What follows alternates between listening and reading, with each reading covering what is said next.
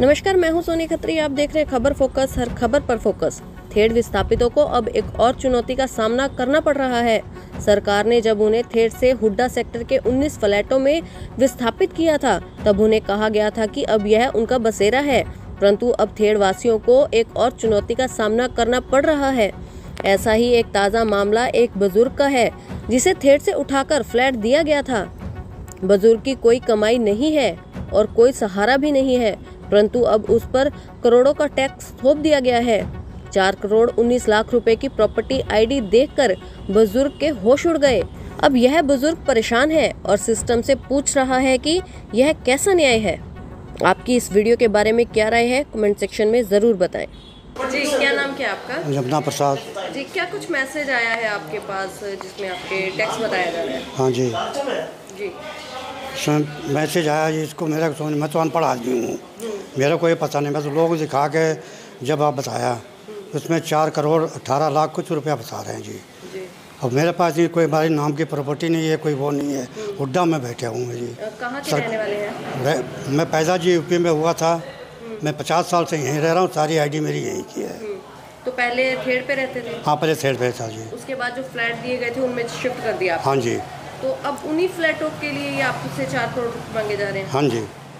ठीक है, तो क्या कुछ मैसेज में क्या कुछ लिखा आया है? मैसेज में तो ये इतना तो मैं जानता नहीं, भाई यही लिखा हुआ है कि 4 करोड़ 18 लाख कुछ रुपए है जी उसमें। अच्छा, ये हाउस टैक्स बताते हैं या क्या चीज़ है, अनपढ़ आदमी था तो मैं समझ में आया नहीं कि यहाँ नहीं है।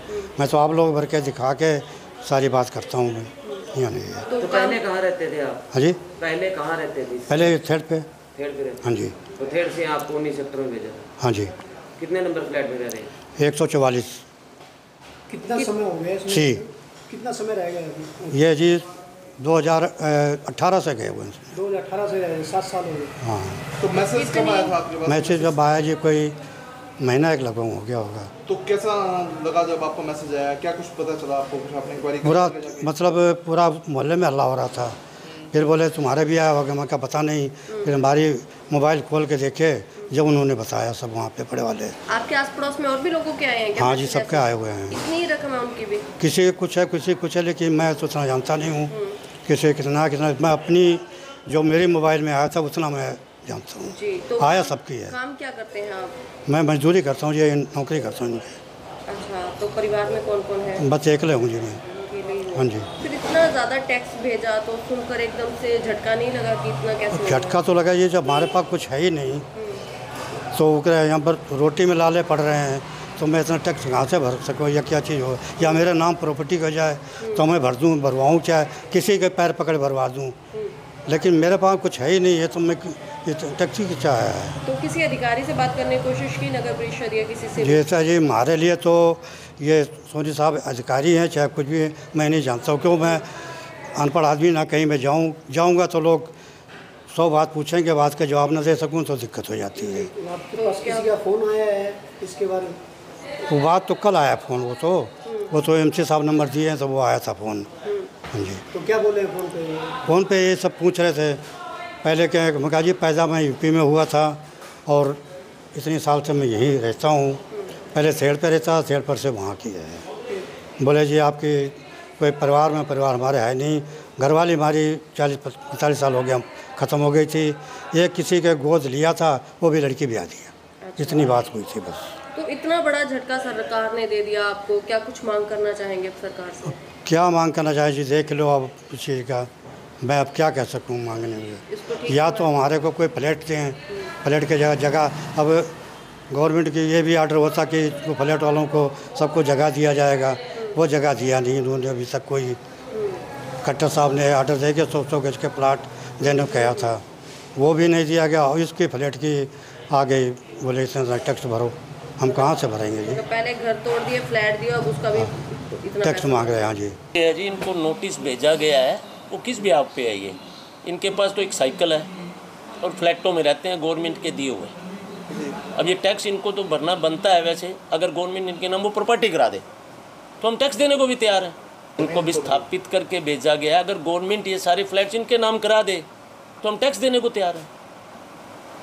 गवर्नमेंट लगातार गरीब लोगों को झटके पे झटका देने पर लगी हुई है। अब ये गरीब मजदूर, ये गवर्नमेंट की मिसअंडरस्टैंडिंग है जी। उनकी व्यवस्था में दिक्कत है, उनके सिस्टम में दिक्कत है।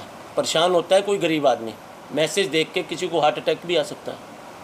1,54,00,000 का हमारे पास तो वैसे कोई मैसेज नहीं आया, लेकिन गवर्नमेंट ने अपनी धारा में कैलकुलेशन में बना के 4 करोड़ कर दिया। उसको होनी चाहिए, सख्त कार्रवाई होनी चाहिए। अधिकारी भी सोए हुए, सरकार भी सोई हुई है। सब सोए हुए हैं जी, किसी को कुछ नहीं पता क्या हो रहा है और क्या नहीं हो रहा है। किसी गरीब आदमी को ऐसे हरासमेंट करना, ये बहुत गलत बात है। ये सरकार की लापरवाही है, अधिकारियों की लापरवाही है कि गरीब आदमी के इन्होंने 4,19,00,000 के करीब जो है टैक्स का मैसेज भेजा है। इससे पहले भी इस तरह के मैसेज कई बार लोगों को आए हैं, चाहे पीले राशन कार्ड काटने के नाम हो। आपको ध्यान होगा कि मेरे ही वार्ड में करीब 4-5 केस ऐसे हैं कि जिनके पास साइकिल है या कोई रिक्शा चलाने वाला है या कोई रेडी चलाने वाला है, उनके नाम पर गाड़ियाँ दिखा के 4-4 गाड़ियाँ दिखा के उनके राशन कार्ड काट दिए गए। ठीक है, उसके बाद शिकायत करिए, आज तक उनके राशन कार्ड चालू नहीं हुए दोबारा से। सीएम साहब से भी गुहार लगाई गई है और ऐसे अधिकारियों के खिलाफ भी गुहार लगाई गई है जिन लोगों ने 4 गाड़ियाँ दिखा के उनके राशन कार्ड काटे हैं। अब जिस तरह से इनके मैसेज आया है 4,19,00,000 का, बड़ा गलत है। ये बेचारे करीब 3-4 दिन हो गए घबराए हुए हैं।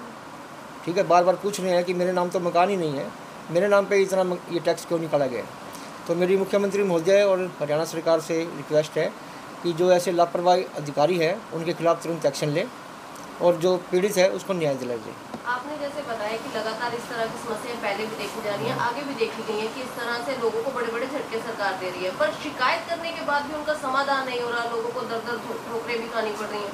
इसको लेकर के क्या कारण मानते हैं? इस सरकार में किसी की सुनवाई नहीं है। ठीक है, खुद जो सरकार के नगर पार्षद है वो पीने के पानी को लेकर धरने दे रहे हैं। अगर इस भाई के साथ न्याय नहीं होगा तो हम तुरंत जो है इस पर कार्रवाई करेंगे, एक्शन लेंगे। ठीक है, चाहे हमें मुख्यमंत्री जी से चंडीगढ़ मिलना पड़े या डबल मुख्यमंत्री जी आ रहे हैं वहाँ मिलना पड़े। कुछ दिक्कत ये भी आ रही है कि हमारे सिरसा और फतेहाबाद में जो 2 डिस्ट्रिक्ट हमारे, वहाँ सरकार का कोई भी नुमाइंदा नहीं है, कोई भी एमएलए नहीं है। इस कारण से हो सकता है कि सरकार जो है इस तरफ ध्यान नहीं दे पा रही। तो मेरी द्वारा अधिकारियों से रिक्वेस्ट है कि इस भाई के नाम जो प्रॉपर्टी नहीं है या जो इसके मैसेज भेजा है उसमें सुधार किया जाए और इस भाई को न्याय दिया जाए।